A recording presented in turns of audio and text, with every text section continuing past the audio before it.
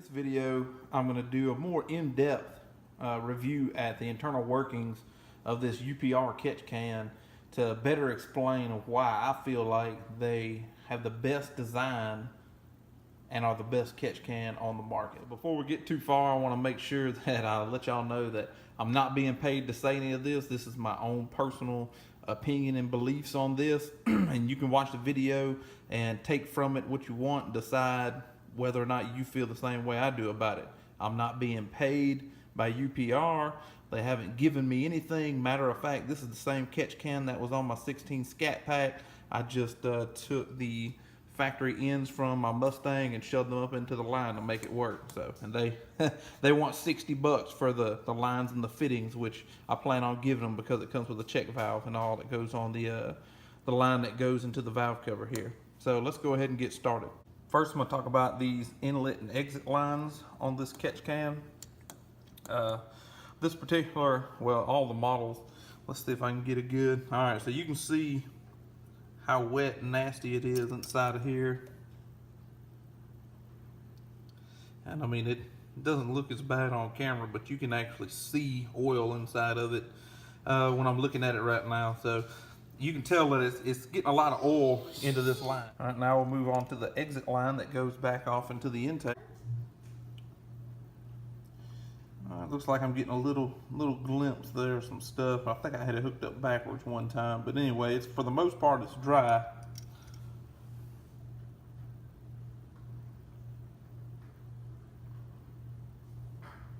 So it's doing its job.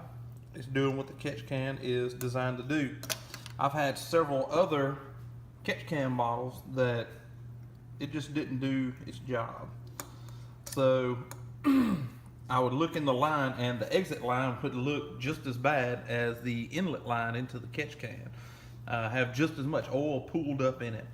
Now this is missing the check valve that goes here for this particular model of vehicle. Like I said, they quoted me about $60 for the two fittings here, and you know, both the lines with the check valve included. So it is missing one part from this, but I'm just making it work on my application.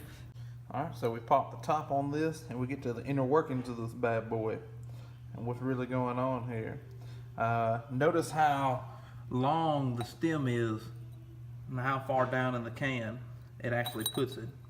So where the oil and water vapors, if you have condensation, which you will have, they come in down here. So what it does, that forces that down into more towards the bottom of the can. And just look in here. I don't know if you can make that out on camera, but that's a good bit of oil in there, and it's probably got, I don't know, 400 miles since I've emptied it.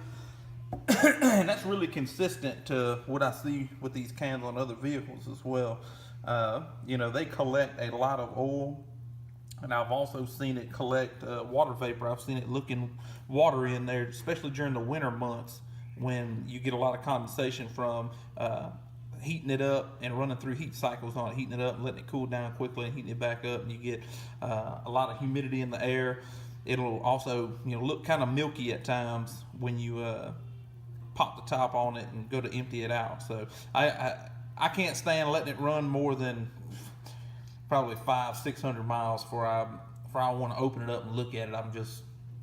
I'm just curious about what's in there, so I can't let it run oil change to oil change. But I mean, this is a fairly large can, so I'm sure it can go oil change to oil change. But just a few hundred miles, and it's this much oil in the bottom of this can. So if you think that you don't need an oil catch can, I don't know what planet you're living on, but you're wrong. Naturally aspirated 5.0, I think I've got 1,100 miles on it now. All right, so moving on. The oil comes in, like I said, and it's going to come in through these center holes right here. And then it's got to go through this filter media. You see, let's see, it fits.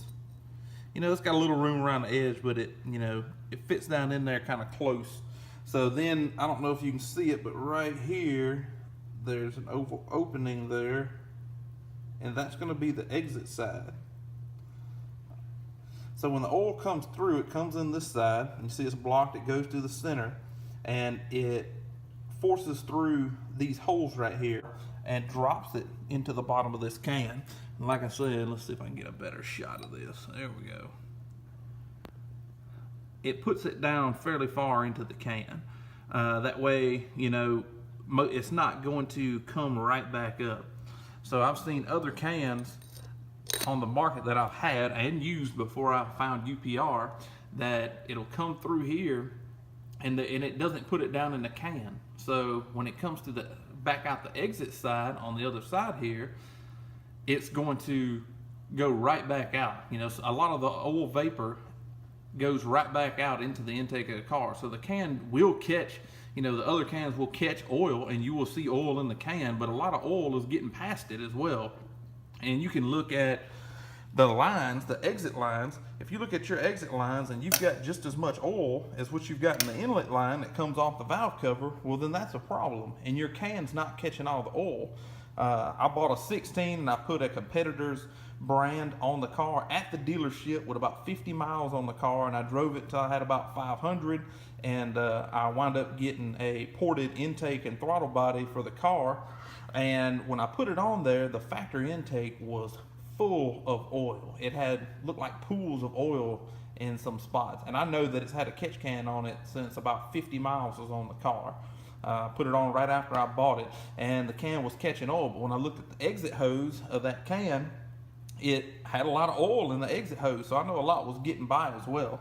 So dropping this down in this can the way that UPR does here, it really helps bring that oil to the bottom of the can and keep it from siphoning right back out and going right back into the intake. Because if you don't have any distance here between your exit and the intake where the oil's coming in, and I call it intake because that's where the oil's coming in. I know vacuum sucks from this side and sucks it through the can out to the intake. So, but when the oil vapor comes in, it doesn't have time to settle out. When you're in high vacuum on decel or even idling, you have high vacuum, and it can go right back out the exit side into the intake. Okay, so let's get to the inner workings. When the air that's got oil vapor and water vapor passes through these holes here and it places it in, when the air wants to get back out of the can to the exit side to go back into the intake, it's got to come over these lips and around the edge of the can.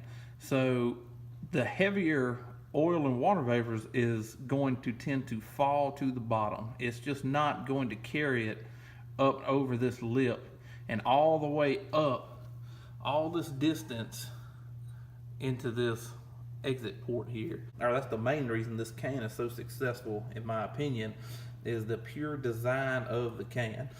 You've got all this filter material here where air's trying to pass through because it fits sort of tight to the can here, and it's got to go through this as well, so that slows the flow of air and it keeps all the oil in the can instead of coming back out of that exit tube. All right, so last but not least, it'll be the style of connectors they use here on the UPR catch can. Even one-handed, these things are pretty easy to operate. And if you want to empty the can out, this particular plug and play model that they have here, you just squeeze in the ends and pulling it off. So you can leave this end connected to your vehicle and pull it off, pull the whole can out and empty it easily, and then these things just snap right back on. The size of the can is nice, that way you know they have to make them a little bit larger of a can to go between oil changes because they catch so much oil. I mean, if you don't check this thing, you have a good chance of it overfilling because it doesn't let much past it. So that is my opinion and a more in-depth explanation of why I feel UPR catch can is the best can on the market, in my opinion. So thanks everybody for watching. I hope you enjoyed the video.